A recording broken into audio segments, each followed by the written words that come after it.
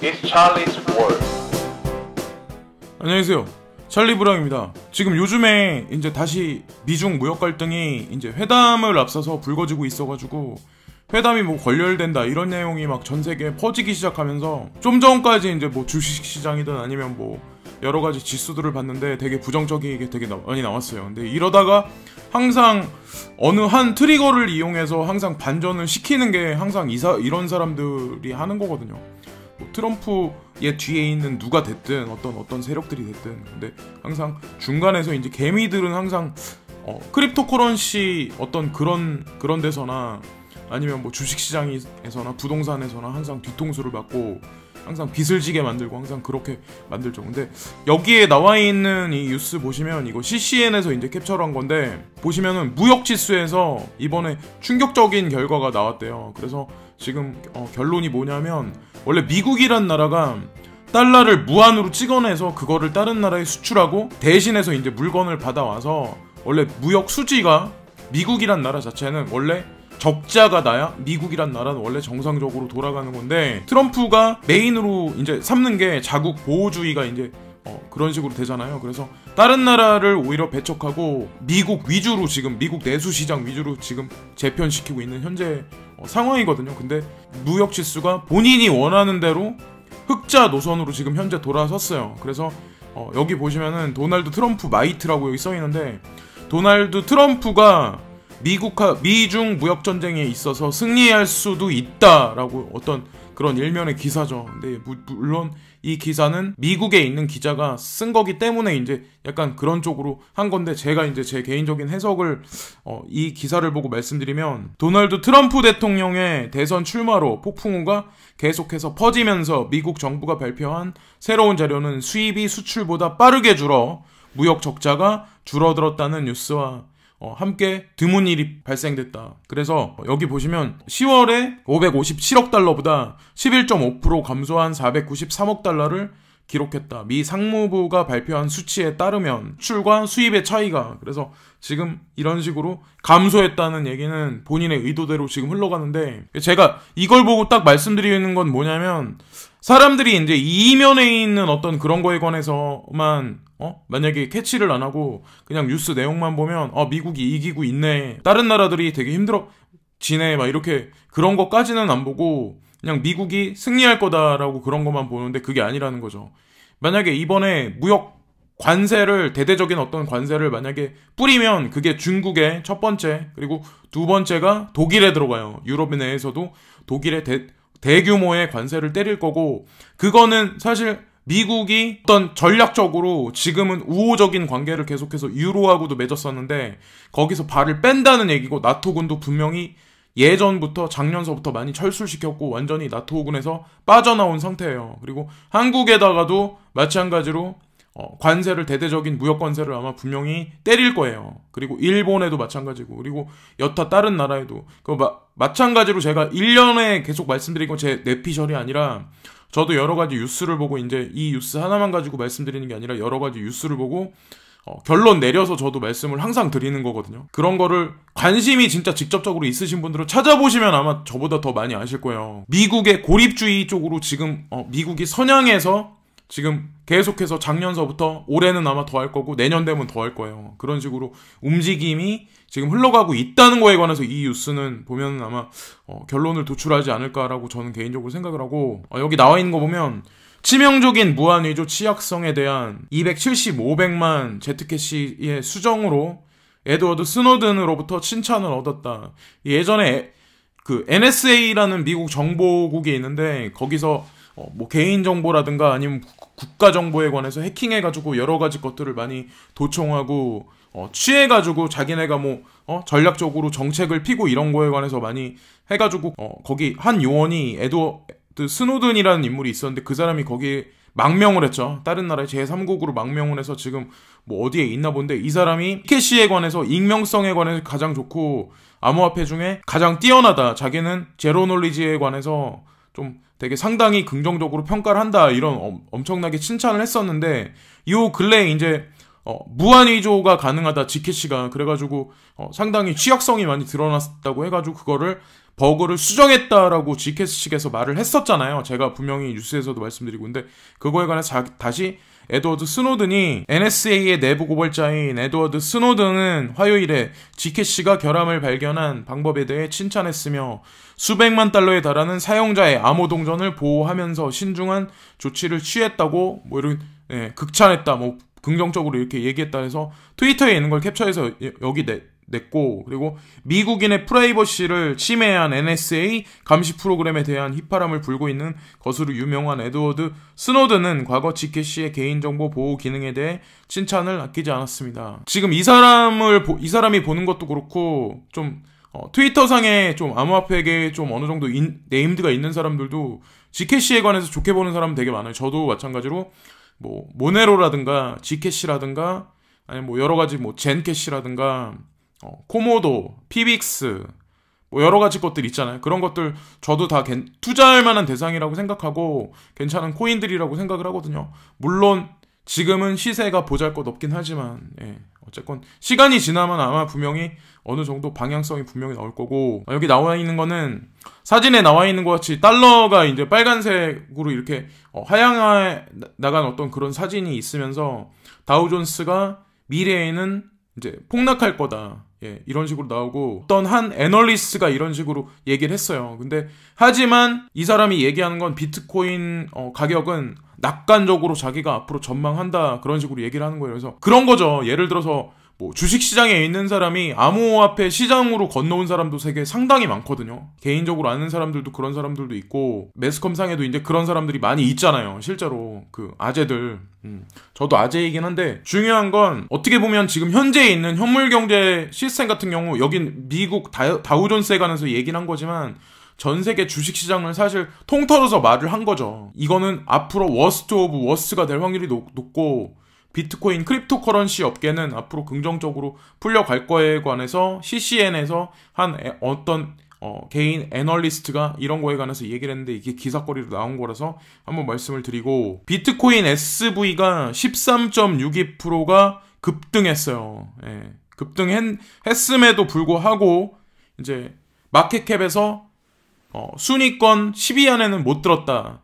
그런 거에 관해서 한번 나왔거든요. 그래서 비트코인 캐시에서 딸려져 나온 게 SV이기는 하지만 중요한 건 이번 포크를 통해서 비트코인 캐시가 자기네 그 영역을, 사실 두 진영이 싸웠다고 말하지만 저는 개인적으로 이것도 하나의, 이거를 통해서 양적완화 한 거나 다름없다고 저는 그런 생각을 하거든요. 뭐가 틀리겠어요. 이더리움에서 이더리움 클래식 나와서 어떻게 보면 확장해서 하나의 어떤 생태계를 하나 더 구성을 한 거잖아요. 그런 거하고 일련의 어떤 그런 거를 생각하지, 뭐 SV는 남고 비트코인 캐시는 사라지고, 저는 이런 거는 아마 없지 않을까. 이것도 마찬가지로 중장기로 괜찮은 코인이니까 아직까지 살아남겠죠. 그리고 여기 나와 있는 거는, 여기도 마찬가지로 이제 다우존스에 관한 뉴스가 요즘에 되게 많이 나오잖아요. 그래서 안개 속에 있다, 지금 보시면은. 그래서 브렉시트로 인해서 지금 안개 속에 가리어진 스톡마켓이다, 뭐 그런 식으로, 그래가지고 다우존스가 대폭락했다, 뭐 이런 식의 또 뉴스가 나왔어요. 그래서 중점적으로 어떤 언론사들이 대대적으로 이제 때릴 때는 저는 좀 약간 그런 거를 주시해서 보거든요. 그걸 믿는다기보다 뭔가 있구나라고, 아니면 이 사람들이 과연 이 뉴스를 지금 왜 내보낼까라고 되게 많이 생각을 하거든요. 근데 브렉시트 문제가 지금 나와서, 이게 프렉시트, 그러니까 프랑스까지 그런 식으로 될 거라 말씀드렸지만, 제가 뉴스에서 봤는데 지금 영국까지 노란 조끼 운동이 되게 많이 확산이 돼 있는 상태예요. 그것도 찾아보시고 흥미를 가지시면 찾아보시면 좋을 것 같아요. 그래서 제가 개인적으로 생각했을 땐 아마 전 유럽으로 아마 확산돼서 우리가 생각하는 것보다 아마 엄청난 일이 생길 거예요. 유로 내에서. 그리고 유로화에 분명히 무슨 문제가 불거질 거고, 그리고 영국은 어떻게 보면 세계를 지배하는 어떤 하나의 축이 될 수도 있는 어떤 금융의 어떤 중심이 되는 국가였는데, 중요한 건 그 자리에서 이번 기점을 통해서 이미 내려오기 시작을 한 것 같아요. 그거는 분명히 싱가포르나 홍콩을 주시하는 동아시아 위주로 아마 제가 생각했을 때는 옮겨가고 있는 게 아닐까라고 생각을 하거든요. 다이슨이 영국에서 빠져나와서 싱가포르로 자리를 틀었잖아요. 근데 그런 거를 거기다 빗대서 말씀드리는 게 아니라 대규모 자본이 어디서 어디로 이동할 때는 분명히 이유가 있으니까 그런 거거든요. 근데 다이슨뿐만 아니라 다른 기업들도 차후 아마 자금의 흐름을 보시면 아마 느끼실 수가 있을 거예요. 제가 일전에도 요즘에 이런 얘기가 되게 아마존하고 페이스북에 관해서 뉴스들이 되게 많이 나오는데 페이스북의 크립토 쇼핑 스프리가 아직 끝나지 않았다. 그들이 얻을 수 있는 다른 이들이 또 있습니다. 라고 이런 식으로 여기 저커버그 사진이 여기 나와 있는데 한 개의 블록체인 핀테크 회사를 하나를 인수를 했죠. 근데 또다시 또 인수를 하기 시작을 했어요. 페이스북의 아모 야망은 블록체인 스타트 체인 스페이스를 인수한 것에 국한되지 않는다고 한다. 페이스북은 최소 3가지 이상의 아모와 어떤 그 회사를 만났다고, 예, 그 대표들을 만난 것 같아요. 그래서 이 회사 중 일부는 알고란드, 베이시스 및 키베이스를 포함합니다. 약 2개월 만에 소셜미디어 거대 기업은 스테이블 코인 스타트업 베이시스와 토론을 했습니다. 이것은 베이시스가 12월 중순에 규제 우려로 폐쇄되고 있다는 신호를 보낸 이유였습니다. 그러나 토론에서 구체화된 것은 없습니다. 아직까지 확실하게 나온 건 없고, 작년에 이 회사가 망하기 일보 직전에 만났다고 해서 뭐 자금 투입이 돼서 살아나는지 모르겠지만 어쨌건 지금 페이스북에서 스테이블 코인에 관해서 아마 잠정적으로 아마 내놓을 거라는 그거에 관해서 살짝 냄새를 풍기기 시작을 하는 것 같아요. 페이스북에서 USD 달러와 패그된 암호 해독성 개발 계획을 발표할 거다. 그런 얘기가 있는 거고, 재미있게도 베이시스와의 토론은 페이스북의 미 달러화 안정화 개발 계획과 일치했습니다. 그래서 저커버그가 여기 나와 있고, 이게 CCN에서 보도했었다는 거하고 다시 이제 더 업데이트해서 이제 나온 뉴스죠. 그래서 차후에는 아마 페이스북이든 아마존이든 분명히 암호화폐하고 관련해서 뭔가 움직임이 있을 거고, 한국에선 이제 카카오페이라든가 일본에선 이미 라쿠텐이 암호화폐로 지불 결제를 받을 수 있는 그거에 관해서 플랫폼을 구현을 했고, 근데 일련의 어떤 그런 지금 과정들이 다 어떻게 보면 시세가 되게 지리하게 흘러가서 지치시는 분들이 한 달 지나면서는 더더욱 더 많아질 거예요. 저도 요즘에는 불안해서 새벽에 이제 잠을 좀 약간 누우면은 10초도 안 돼서 한 5초? 5초면은 바로 자버리거든요. 그런 마음의 불안감을 갖고 아침에 딱 새벽에 딱 깨가지고 폰을 이제 보죠. 딱 보고, 아, 폰나 오늘 안 했구나. 딱 이렇게 웃으면서 또 이렇게 하루를 지내고 그러는데, 어쨌건 요즘에 다 비슷비슷할 거예요, 마음이. 근데 여기 나와 있는 거는 바이낸스에서 바이낸스 창펑자오를 CCN에서 인터뷰를 했나봐요. 그래서 요즘에 왜 그런지 모르겠지만 코인텔레그래프도 그렇고 지금 대거 많이 취재를 많이 바이낸스 측을 하잖아요. 저도 그래서 좀 전에 이제 동영상 올린 거엔 바이낸스를 주목하자. 그래서 바이낸스 덱스, 바이낸스 체인에서 그걸 이용해서 노드 구성을 돌리고 델리게이트를 세워가지고 이자 지급한 어떤 그런 시스템을 전 세계에 구형하는 거에 관해서 한번 설명을 드렸는데, 바이낸스에서 하는 여러 가지 이런 움직임을 그냥 예사롭지 않게 보거든요. 저는 그냥 여기 지금 이 바이낸스가 하나의 그냥 크립토커런시 사람 트레이더들이 트레이딩 해가지고 남은 수수료만 따먹으려고 이 회사가 차려졌다고까지는 생각 안 하거든요. 그거 말고 뭐 빗썸이 여러 가지 계획을 하고 있듯이 그런 계획을 지금 여기도 하고 있는 것 같아요. 근데 그게 지금 보시면 이상할이 많지, OKEX, 그리고 후오비 움직임, 그리고 바이낸스 빗썸 움직임을 자세히 보세요. 예. 제가 그래서 동아시아를 좀 약간 눈여겨보자고 계속 말씀을 드리는 거거든요. 그래서 바이낸스는 자기는 이제 살아남을 거다. 그리고 비트코인 베어마켓이 엄청나게 길더라도 자기는 살아남을 건데, 그거에 관해서 이제 말을 했는데 이 사람이 뭐라고 그러냐면, 주변에서 이런저런 얘기 막 루머가 많고 방해한다고 해도 자기네는 암호업계와 암호업계 외서 우리에 관해 많은 무작위 잡음이 있습니다. 내가 줄 수 있는 최선의 충고는 머리를 숙이고 힘을 뽑아내고 힘을 사용하여 다른 사람들이 사용할 제품을 만드는 겁니다. 중국에 관해서 안 좋은 감정이 있으신 분들도 아마 바이낸스를 사용하시는 분들이 되게 많을 거예요. 그리고 그래서 어쨌건 그 미중 무역 갈등이나 패권 다툼은 시간이 지나면 아마 윤곽이 드러날 거예요. 근데 저는 통일 문제도 분명히 그거랑 맞물려 있다고 저는 항상 생각을 하거든요. 그리고 동아시아가 분명히 앞장을 쓸 거다, 앞으로는. 한류 문제 같은 거, 예를 들어서 지금 방탄소년단이 전 세계에 나가서 위세를 떨치고 이런 것도 저는 어떻게 보면 동양인이 앞으로 백인들 위주의 사회에서 동양인 위주로 약간 어떤 흐름이 바뀌지 않을까라고도 저는 그거를 약간 빗대어가지고 같이 생각을 하거든요. 마찬가지로 다우존스가 데드캣을 터치를 했어요. 예, 데드캣 바운스라고 여기 나와 있는데